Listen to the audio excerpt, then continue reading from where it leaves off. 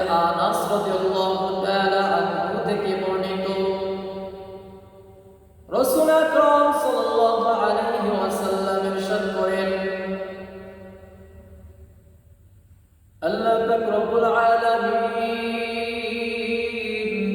জমিন সৃষ্টি করার পর জমিনটা নড়াচড়া করতেছিল। তো আল্লাহ পাক রব্বুল আলামিন পাহাড়কে সৃষ্টি করে জমিনের উপরে স্থাপন করে দিলেন।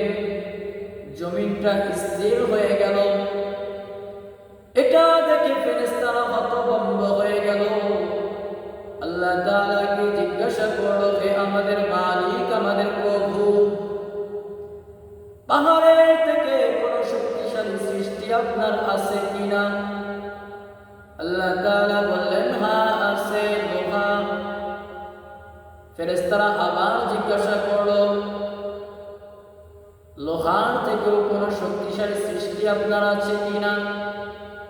আল্লাহ তাআলা বলেন, লোহার থেকে শক্তিশালী হলো আগুন, কারণ আগুন লোহাকে জ্বালিয়ে দেয়। ফেরেশতারা আবার জিজ্ঞাসা করলো, আগুনের থেকে আপনার কোন শক্তিশালী সৃষ্টি আছে কিনা? তো আল্লাহ তাআলা বললেন, হ্যাঁ আছে, পানি। ফেরেশতারা আবার জিজ্ঞাসা করলো, ও মালিক, পানির থেকেও আপনার কোন শক্তিশালী সৃষ্টি আছে কিনা?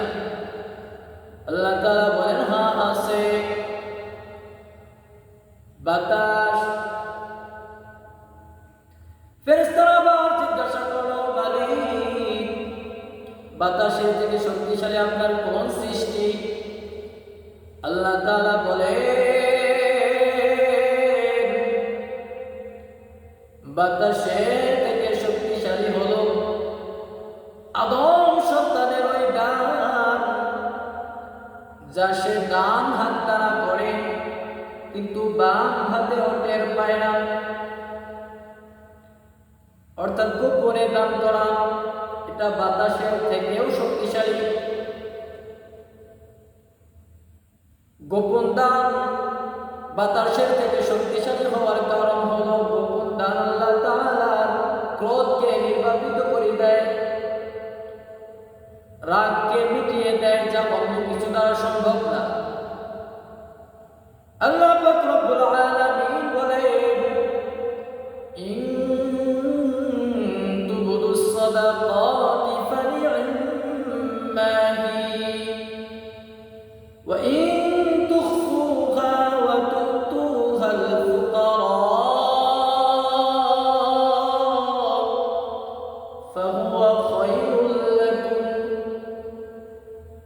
আল্লাহ তাআলা বলতেছেন, যে দান তোমরা গোপনে করো বা প্রকাশ্যে করো, যে দান তোমরা প্রকাশ্যে করো তা তোমাদের জন্য ভালো,